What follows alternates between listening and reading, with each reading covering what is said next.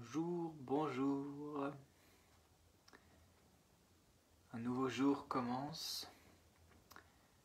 Bienvenue. J'espère que vous avez eu une bonne nuit. Et puis,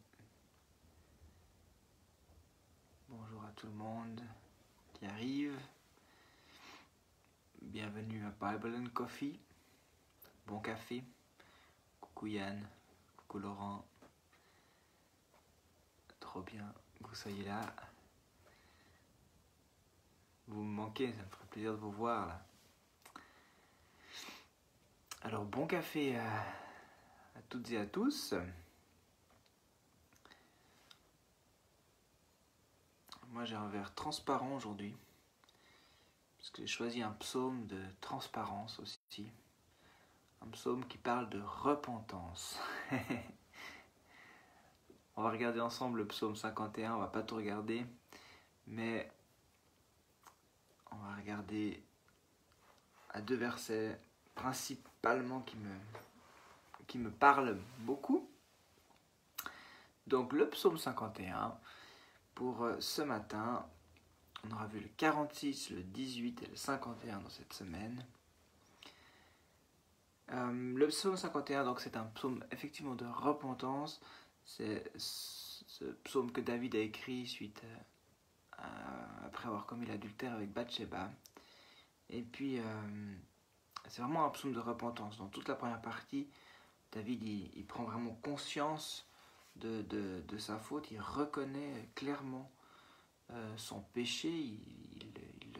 Vraiment, c'est plus que le regret. La repentance, c'est vraiment ce désir d'être détourné, de changer de mentalité. Donc il parle vraiment de ça, il confesse son péché. Il veut vraiment s'en détourner. Et puis, il remet tout ça à Dieu. Et au verset 12, le verset 12 et 13, il dit « Ô Dieu, crée en moi un cœur pur, renouvelle en moi un esprit bien disposé.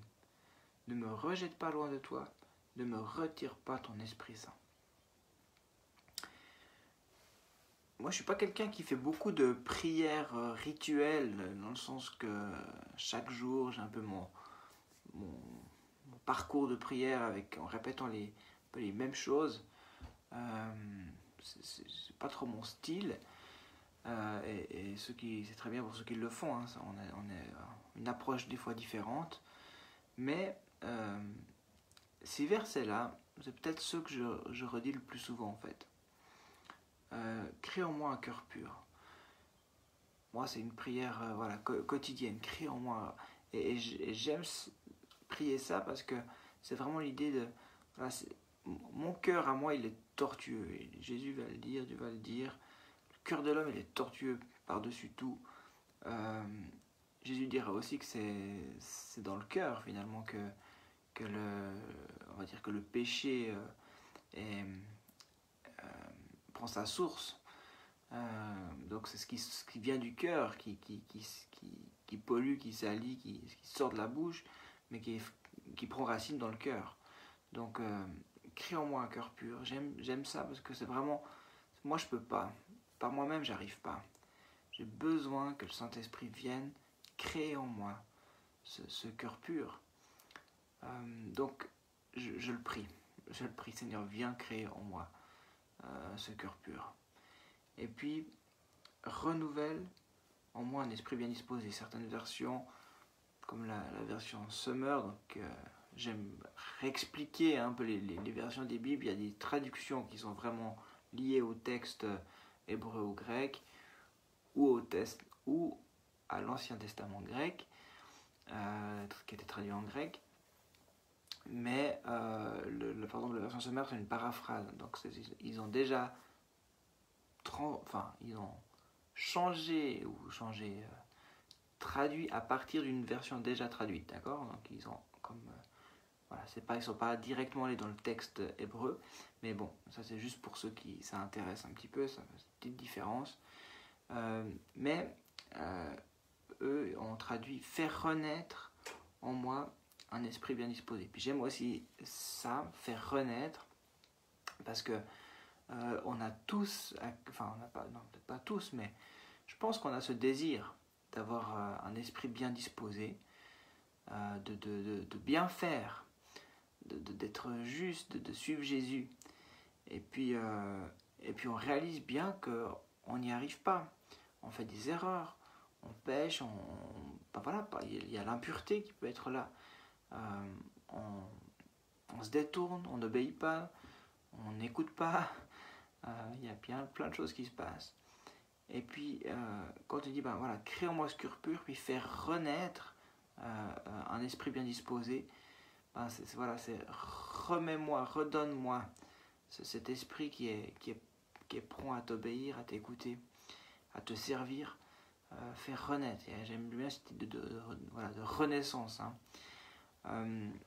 Mais voilà, pour moi, un esprit bien disposé, c'est primordial, quoi. Donc c'est pour ça que c'est voilà, pour moi une prière quotidienne. Crée en moi ce cœur pur et donne-moi, renouvelle en moi un esprit bien disposé. Donc cet esprit bien disposé, c'est pour moi vraiment avoir pouvoir dire au Saint-Esprit, me voici, être prêt à le servir. Et j'aime beaucoup ben voilà, Moïse ou Ésaïe ou Jérémie, et Élie aussi, enfin tous des hommes de foi, des hommes de Dieu qui ont été utilisés de manière particulière. À un moment donné, ils ont dû dire me voici, dire mais il y avait l'appel de Dieu, puis ils ont dû dire me voici. Et pour moi, voilà, être un esprit bien disposé, c'est ça, c'est être disposé à dire me voici, à servir Dieu, donc à répondre à son appel. Et ça, c'est pour moi, c'est important en chaque début de journée. Des fois, on se dit, on peut se lever du pied gauche. Hein. Alors, bon, voilà, c'est aussi des caractères, etc. C'est rare que je me lève du pied gauche. Donc, voilà, tant mieux. Mais par contre, notre cœur, notre âme, est-ce qu'on est toujours disposé à dire me voici, à louer, à transmettre des paroles de Dieu aux autres, à aimer comme Jésus aime. Est-ce qu'on est toujours prêt à ça? Est-ce qu'on est toujours disposé à cela? Ben, bien sûr que non. Donc, pour moi, cette prière est importante en début de journée. Dis, ben oui, je dispose mon esprit, renouvelle en moi cet esprit bien disposé pour te servir selon ta volonté aujourd'hui, dans cette journée qui est là. Je ne veux pas être absorbé par autre chose. Dispose mon esprit. Et là aussi, c'est lui qui le fait. J'aime ça, faire renaître, dispose, renouvelle. C'est pas, voilà. Nous, notre choix, c'est d'aller tout près de Jésus et puis de lui demander. Mais l'œuvre, c'est le Saint-Esprit qui l'a fait. Et puis le verset suivant, le verset donc 13, ne me rejette pas loin de toi, ne me retire pas dans l'Esprit Saint. Ça c'est un peu particulier parce que c'est aussi en lien avec la position de David qui était un roi et puis qui était déjà oint, donc il avait reçu l'Esprit Saint. Vous savez que dans l'Ancien Testament, tous ne recevaient pas l'Esprit Saint, c'était justement ceux qui étaient appelés de Dieu, ceux qui étaient en position d'autorité comme les rois, les prêtres, prophètes. Donc, eux avaient reçu déjà le Saint-Esprit, ce que nous allons recevoir à partir de la Pentecôte, hein, où l'Esprit sera répandu sur toute chair. Donc là, c'est un changement radical. Mais eux avaient déjà le Saint-Esprit. Et c'est ça qui pouvait permettre qu'ils œuvrent vraiment pour Dieu. Qu'ils aient une sagesse, qu'ils aient une autorité. Et donc là, David, il a une crainte suite à son péché, c'est que Dieu lui retire l'Esprit Saint. Puis c'est quelque chose qu'il avait connu parce qu'à un moment donné, Saül avait été oint, son prédécesseur. Vous connaissez toute l'histoire de David et Saül. Et puis à un moment donné, le Saint-Esprit s'est retiré de Saül. Donc et David avait été témoin de ça. Donc il a une crainte dans son cœur, dire ma purée, Est-ce que non, enlève pas. Si tu m'enlèves ton esprit, ben je peux rien faire. C'est fini. Et bien sûr, je sais pleinement qu'aujourd'hui le Saint-Esprit vit en nous, mais je sais aussi que le péché nous éloigne de Dieu. Et pour moi, c'est l'inspiration, c'est sa présence, cette présence tangible de son cœur. Ben voilà, si je suis dans le péché, je vois bien la différence. Donc voilà, mon désir c'est aussi ça, c'est le Seigneur, mais crée en moi ce cœur pur, et puis donne-moi en abondance ton esprit. Je veux surtout pas perdre ça. Et donc pour moi c'est une bonne crainte à quelque part, de me tenir dans la proche de Dieu, puis de garder aussi ce cœur pur, parce que je désire être pleinement oint et inspiré pour le servir. Donc il y avait voilà, ça c'est aussi voilà, ma prière. C'est Saint-Esprit, continue ton œuvre en moi,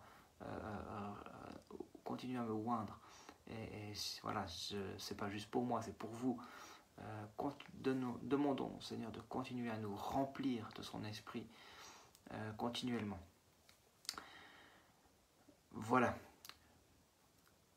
Je parle comme ça, hein, c'est Bible and Coffee, d'accord? C'est pas une prêche où j'ai préparé des points, alors c'est un peu...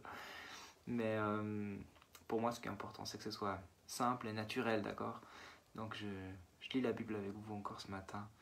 Et vraiment, ma prière pour nous, c'est aujourd'hui. Je prie que vous puissiez faire cette prière avec moi ce matin.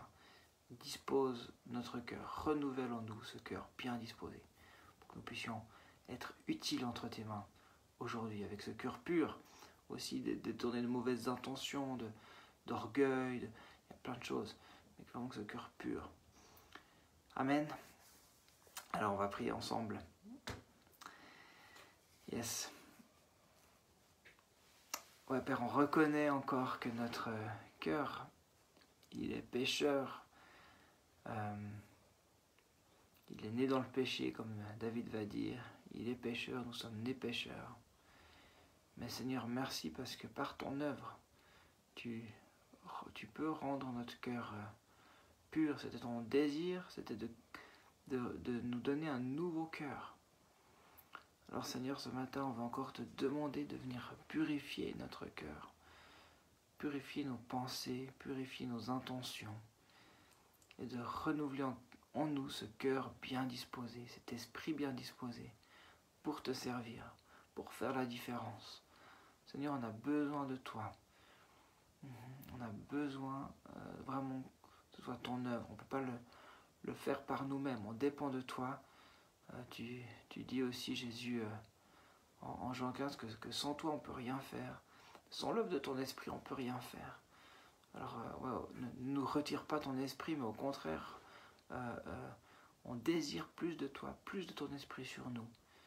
Et que nous soyons vraiment bien disposés pour te servir. Il y a des fois des choses dans nos vies, des situations, des circonstances, comme celles que nous vivons. Ça peut être des fois dans notre couple, ça peut être dans nos familles, ça peut être au travail, qui nous détournent, qui nous empêchent d'être bien disposés pour te servir. Mais Seigneur, on veut prendre aussi autorité et demander maintenant dans le nom de Jésus que tu fasses renaître en nous un esprit bien disposé pour atteindre la cible, pour aller là où tu nous veux, pour agir selon ton cœur. Merci Père pour cette œuvre que tu fais en chacun de nous. Je bénis mes frères et sœurs qui regarderont cette petite vidéo. Seigneur, tu les encourages ce matin, tu leur donnes plein de confiance, plein de force pour cette nouvelle journée. On te rend gloire, Jésus. Amen. Amen, amen. Alors, excellente journée. Maintenant, vous êtes super bien, un cœur hyper bien disposé, prêt pour votre journée. Waouh. Bon café, encore, si vous n'avez pas fini, comme moi. Je ne sais pas pourquoi. Je crois que c'est parce que je parle que j'ai pas le temps de boire mon café. Et puis, bonne journée, bon week-end. Donc, petite exhortation d'Edixon dimanche, que vous aurez par vidéo. Et puis la semaine prochaine, on continue les Bible and Coffee. En tout cas jusqu'à la reprise de l'école, parce que peut-être avec la reprise de l'école, votre cher ami Luc sera en train de préparer les enfants, un pantalon, le truc, le déjeuner. Donc peut-être mon esprit sera moins disposé pour vivre ce temps. On pourra le faire plus tard. Enfin, ou plus tôt, on en reparle. Allez, bye bye tout le monde. Soyez bénis, ciao.